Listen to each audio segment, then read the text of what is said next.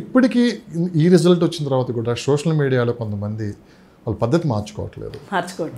శ్రీరెడ్డి లాంటి వాళ్ళు కొంతమంది ఒంటి కాలు మీద లేస్తూ ఉండాలి, బూతులు తిట్టేవాళ్ళు, ఇంట్లో వాళ్ళని బయటికి తీసుకొని వచ్చేవాళ్ళు, ఇంకా కెమెరా ముందు ఉంటే చాలు ఒక పూనకు వచ్చినట్టు ఊగిపోయేవాళ్ళు. వాళ్ళ పద్ధతి ఇంకా మార్చుకోలేదు. ఇప్పటికీ వాళ్ళ మీద యాక్షన్ కూడా తీసుకోవట్లేదు. ఏంది మేడం?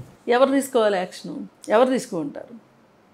తీసుకోలేరు. అట్లాంటి వాళ్ళు మాట్లాడి వాళ్ళే అలసిపోయి వైఎస్ఆర్సీపీకి ఈరోజు ఈ పరిస్థితి రావడానికి కేవలం ఒక 50% సోషల్ మీడియా అని కూడా మనం చెప్పుకోవచ్చు. చేసిన అభివృద్ధి మాట్లాడకుండా కేవలం తిట్టడానికే. వాళ్ళు అభివృద్ధి చేయలేదు కదండి. ఏం చేశారని మాట్లాడతారు? ఒక పరిశ్రమను తీసుకొచ్చామని చెప్తారా? వచ్చిన వరకేనా? కొత్త స్కూల్ కట్టామని చెప్తారా? ఏం చేశారు చెప్పండి? అమరావతిలో తట్టమట్టి ఎత్తిపోయలేదు. ఏ ప్రాజెక్టులోనూ ఒక తట్టమట్టి ఎత్తిపోయలేదు. పైగా పట్టిసీమకి మరమ్మతులు కూడా చేయలేదు. అంటే మనకు ఒక కారు ఉందనుకోండి, సర్వీసింగ్ చేయించుకుంటామా? అలాగే యంత్రాలకి సర్వీసింగ్ చేయించాలా? అది కూడా చేయించలేదు. చేయించకపోవటం వల్ల ఈ సంవత్సరం రెండో పంటకు నోచుకోలే జనాలు. పట్టిసీమ చక్కగా గోదావరి నీళ్ళు వచ్చినాయి కదా, అది ఒక మినీ పోలవరం లాంటిది కదా. మరి ఎందుకు చేయలేదండి? ఇవన్నీ ఎందుకు చేయలేదు? ఎవరినో చేయొద్దని చెప్పారా మీకు? చంద్రబాబు నాయుడు చెప్పాడా చేయొద్దని? ఎవరు చెప్పారు మీకు? మీ దృష్టి అక్కడ లేదు. మీ దృష్టి అంతా ఆడుదాం ఆంధ్రాలో డబ్బులు కొట్టేయటం ఎట్లా, లేకపోతే ప్యాలెస్లు కట్టుకోవటం ఎట్లా. మేడం ఒకటి స్ట్రైట్గా ఇప్పుడు చూస్తున్న మినిస్టర్ని చూస్తుంటే ఏమనిపిస్తుంది, వైఎస్ఆర్సీపీలో మినిస్టర్లుగా చేసిన కొంతమంది అంబటి రాంబాబు, రోజా గారు చాలామంది మీరు చూసి ఉన్నారు. వీళ్ళందరం చూస్తుంటే ఏమనిపిస్తుంది మేడం? అంటే అంతకుముందు మినిస్టర్లు అంటే చాలా చులకనగా ఉండేది. ఒకళ్ళేమో ఐటీ ఎక్కడంటే కోడిగుడ్లు అని చెప్తారు, మరొక వీడన్నట్టు ఆడుదాం అందరూ అని చెప్పి. అసలు ఇవన్నీ దేనికి, రాష్ట్రానికి దేనికి ఉపయోగపడ్డాయి అని? అసలు దేనికి ఉపయోగపడలేదండి. దాదాపు ఒక 7-8 గవర్నమెంట్ల దగ్గర నుంచి నేను గమనిస్తున్నా రాజకీయాలు. నేను చాలా చిన్నప్పటి నుంచి నేను రాజకీయాల్లో ఉండేదాన్ని. ఏసారి కూడా ఇంత నాసిరకం మినిస్టర్లు లేరండి. ఇంత నాసిరకం మినిస్టర్లు లేరు. ఇంత నాసిరకంగా పెత్తనం అంతా కేంద్రీకృతం చేసుకున్న ముఖ్యమంత్రిని కూడా నేను చూడలేదు. పెట్టుబడి కోసం దావోస్ వెళ్ళమంటే చలి ఎక్కువ ఉందని వెళ్ళలేదు. అక్కడ -డిగ్రీ ఉంటుంది అందుకని వెళ్ళలేదు అని చెప్పాడు. కోడిగుడ్లు అని చెప్పారు. పైగా అంబటి రాంబాబు జల వనరుల శాఖ మంత్రి అయ్యి ఉండి డాన్స్లు ఇవన్నీ అసలు ఒక రకంగా అసలు ఎటుపోతున్నాం. ఆయన ఉన్నాడు అనిల్ కుమార్ యాదవ్, ఆయనకి క్యూసెక్లకి క్యూబిక్ సెంటీమీటర్లకి తేడా తెలీదు. ఆయన నీటిపారుదల శాఖ మంత్రి. ఆయన నోటిపారుదల శాఖ మంత్రిలాగా వ్యవహరించేవాడు. బస్తీ మే సవాల్ అనేవాడు మాట్లాడితే. ఒక మంత్రి అంటే ఎట్లా ఉండాలి, ఎంత వినయంగా ఉండాలి, ఎంత ప్రజలతో కలిసిమెలిసి ఉండాలి. వీళ్ళు వరకు వాళ్ళు మహారాజులు అనుకున్నారు. ఇప్పుడు అప్పుడు మినిస్టర్లో మేకపాటి గౌతమ్ రెడ్డి చనిపోయారు.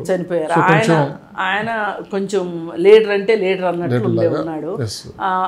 అతను కొంచెం ఒక స్పెషాలిటీని అతను చూపించగలిగాడు. కానీ ఆయన లేరు ఇప్పుడు. వాళ్ళ బ్రదర్ వచ్చారు, ఇప్పుడు మొన్న ఆయన కూడా ఓడిపోయారు పాపం.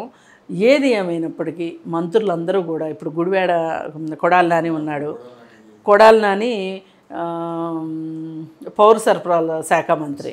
అయితే ఇప్పుడు నిన్న నాదెళ్ల మనోహర్ వెళ్ళి కిలో ప్యాకెట్ కొలిస్తే చూస్తే 150 గ్రాములు తక్కువ ఉంది. ఇదంతా ఎక్కడికి వెళ్ళింది? ఒక ప్యాకెట్ అయితే పొరపాటు వచ్చింది అనుకోవచ్చు, 2 ప్యాకెట్లు అంటే పొరపాటు వచ్చింది అనుకోవచ్చు. చాలా ఆయన లైవ్లో చూపించారంటే ఇంకేం చేస్తారు?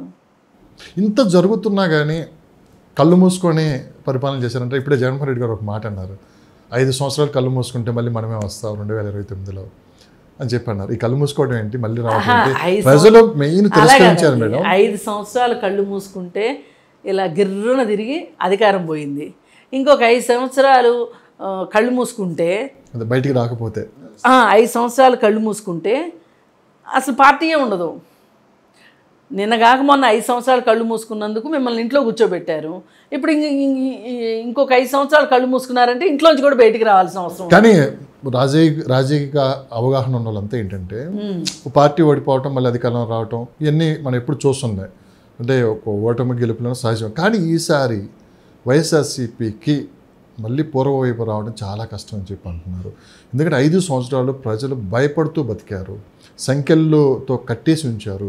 ఈరోజు అందరూ బయటకు వస్తున్నారు, మాట్లాడుతున్నారు, స్వేచ్ఛ వాయువులు పీల్చు. అంటే స్వతంత్రం వచ్చినప్పుడు ఎట్లా బయటకు వచ్చి అందరూ సెలబ్రేషన్ చేసుకున్నారో ఏపీలో అలాంటి పరిస్థితి అయితే కనపడింది ఈసారి అని చెప్పి అంటున్నారు. ఎందుకంటే మద్యం పాలసీ తీసుకోవచ్చు, ఏది తీసుకున్న విధ్వంసమే జరిగింది రాష్ట్రంలో మొత్తం. కేసులు, సామాన్యుల మీద కేసులు, దళితుల మీద కేసులు, ఈ విధంగా చాలా విసిగిపోయారు. ఇంకా వైఎస్ఆర్సీపీ పార్టీని నమ్మటానికి ఛాన్స్ లేదని చెప్పి అంటున్నారు. ఇంకా ఏదన్నా పుంజుకుంటే మటుకు జనసేన పార్టీ బలంగా ముందుకెళ్ళే అవకాశం ఉంది, చాలా వరకు ఇటు మారే అవకాశం ఉంది అంటున్నారు. ఎంతవరకు నిజం? ఇప్పుడు జనసేనకి అవకాశం ఉందండి, రాజకీయ అవకాశం ఉంది, తెలుగుదేశానికి ఎలాగూ ఉంటుంది. ఇకపోతే ఏదన్నా ఇంకొక ఎడ్జ్ ఏదన్నా మిగిలితే కనుక కాంగ్రెస్లో మంచి లీడర్ వస్తే కనుక కాంగ్రెస్కి పుంజుకునే అవకాశం ఉంది. కానీ షర్మిలాని కూడా ఇక్కడ నమ్మే పరిస్థితి లేదు. ఆవిడ మీద కూడా వివాదాలు చుట్టుముడుతున్నాయి.